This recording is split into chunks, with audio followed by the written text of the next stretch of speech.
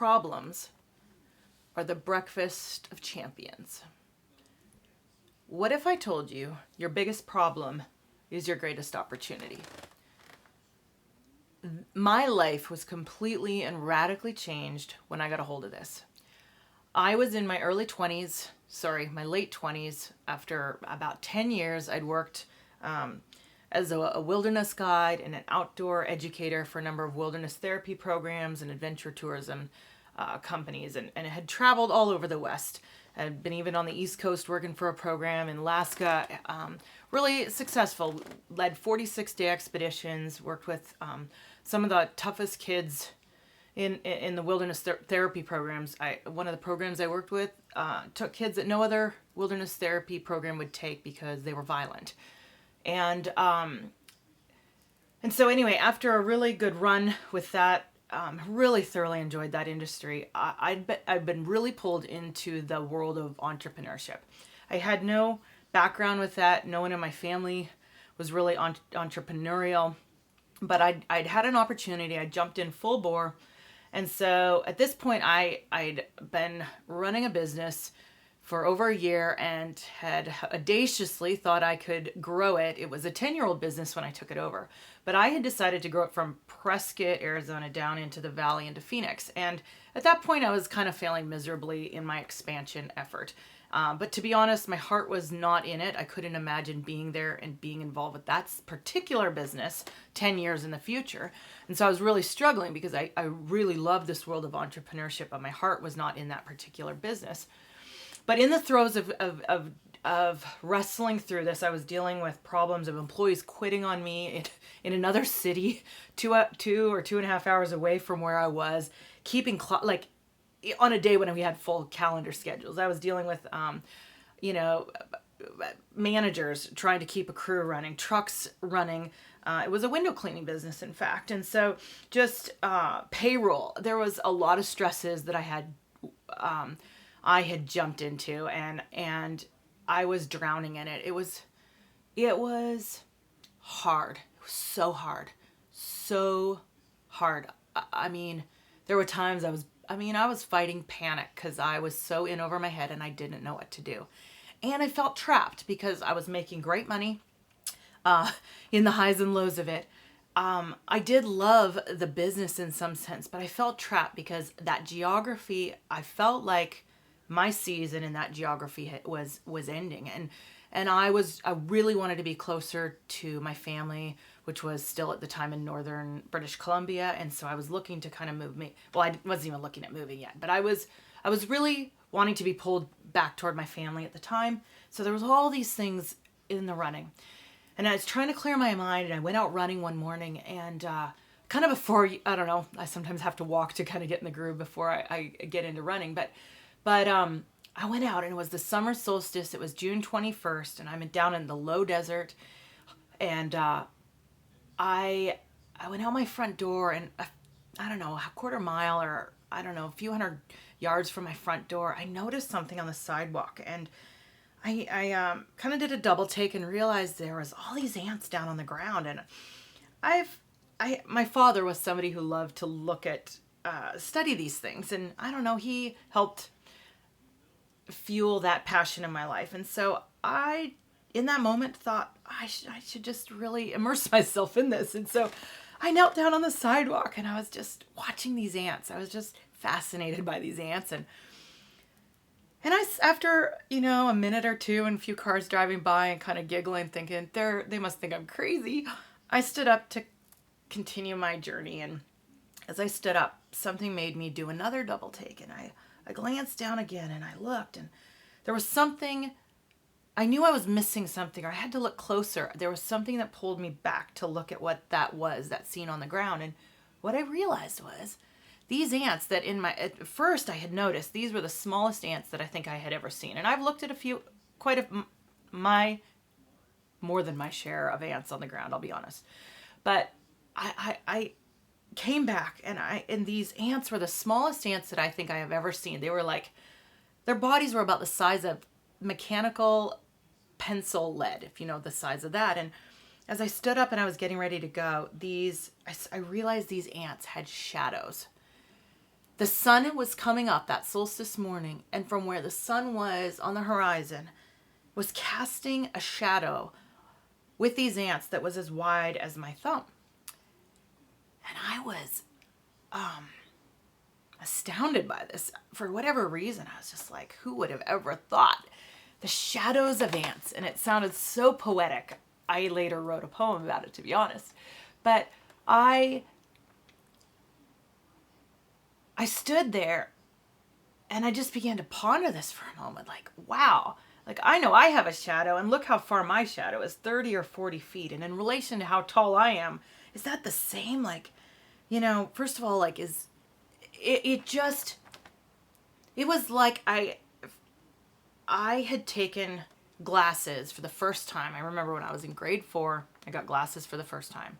And as I put those glasses on and wore them for the first few days and realized that kids could see the chalkboard from the back of the class in school, and that you could read the signs when you're driving down the highway so far away before you're like, I could only read them when they were passing me.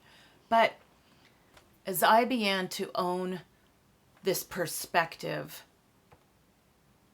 that if I had come back at noon and looked at these ants, I would never have seen them. I saw them because it was the first light of the morning and they had massive shadows. And I began to really consider, what if all the problems that I look at my life are like this? What if my problems are not the mountains that I think they are? What if I could look over my problems? What if I could look down on my problems from that same perspective?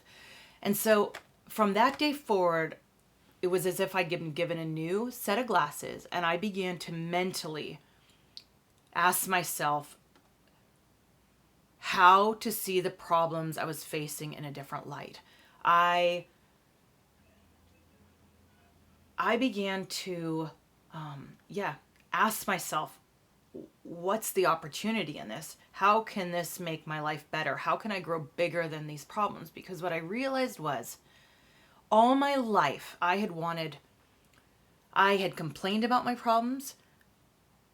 I had avoided my problems, and I hated my problems. That was a lot of it. I wanted my life to be easy. That's what I felt the reason for being was, that life was just to have fun, that maybe it was important to do good in the earth and to leave a good leave a legacy and stuff. But problems were to be avoided, and I hated them, and they got in the way of everything I was doing. It was an encumbrance. It was dragging me down. And as I began to just wrestle with this whole idea of problems and thinking about how we're designed in our makeup from babies to the grave, if we carried a baby and we wanted a baby to have the easiest life possible, then we would carry that baby every day of its life. We would never make that baby learn to build the muscles to walk or climb or run or jump. But a baby has this incredible capacity to do all of those things and more. Climb mountains, fly planes, jet ski, you name it, pick your adventure. And we're created for it. And so when I began to realize that maybe the problems I was facing were actually stepping stones, that I was supposed to grow bigger than my problems, things began to really change. And there were 3 things particularly that helped me change my thinking when I began exploring this. And I'm going to do 3 more short videos following that up. So if you want to hear how this can really change your life and how to change your thinking so that you're somebody that'll eat problems for breakfast, have problems as the breakfast of champions, then stay tuned. Listen, come back in the next few days. Every day I'm posting a video, and I'm gonna give the next 3 videos in this sequel, because what happened as I got a hold of this later that year, this happened in June, and by December, I ended up selling this business for more than many people make in a year for their salary. I ended up moving to a city I had actually almost never been to. I finally did a scouting trip, but I started telling everybody after this experience that I was moving to um, to the Northwest, to a specific city. I started telling them that I didn't know what was going to happen, but I was not going to let good get in the way of the best. And so I didn't know if I had to sell that business, give it away, manage it from another state. But I began to get really clear that I needed to leave. It was not the place for me long term. And I didn't know how I was going to manage it. But things came together so amazingly that I was able to sell that business, and it launched me into a number of other opportunities. You know, I ended up meeting my husband when I moved to that city. We've built 3 other successful businesses since then. But you have to know that your life, you were made for a thrilling adventure. Your life is supposed to be better than any blockbuster movie out there and better than any of the best novels that you've ever read. That's what you're designed for. You only get one chance. There's no trial run. There's no guarantee either, but you're dealt a deck of cards, and these are the cards you get to play. And you know what's amazing is that, like in poker, just because you're dealt a deck of cards doesn't mean that's where the game ends, right? It's about how you play those cards, and it's about how you live. And so I want to give you 3 keys that have changed the way I think. And to the point that I have lived this message. It's become my life message, I feel like, for like 15 years. And it's the reason I'm doing this. I have had a heart to do some sort of YouTube channel for a while. But the very reason that I thought it was not my time and I was disqualified, you know, I'm 30 or 40 pounds overweight. It's something I need to deal with. But instead of waiting till the perfect time, I took what felt like the biggest problem and the biggest reason for me not to do videos and not to show up here in this space, and I decided to make it the reason I'm going to do it. And so without even thinking, I walked out my front door on Boxing Day, the day after Christmas, and I committed to myself to do, not to necessarily lose 30 or 40 pounds instantly, but I committed publicly to a mini habit, which is to, it's such a baby step. You'll have to go back and watch those videos to decide, understand why we've gone this direction, why I'm doing it and others have joined me. But took a baby step to make a mini habit in my life to bring change, long-term transformation in an area that I needed to change. But I'm doing it publicly, and I committed to sharing this journey for the next 365 days. And so I don't know what change you need to make. I don't know what you're facing, whether it's financial, relational, physical, or spiritual, but it seems like almost all the battles and almost all the challenges that we face, big or small, are tied up in those spheres. And the fact is, you know, I have read pretty well, best estimate I can figure, about 2,000 books in my life. And these aren't just easy, smallest read books you can come across. I have dug into deep things. I love reading. And I have read history. I have read biographies. And I am fascinated particularly by survival stories.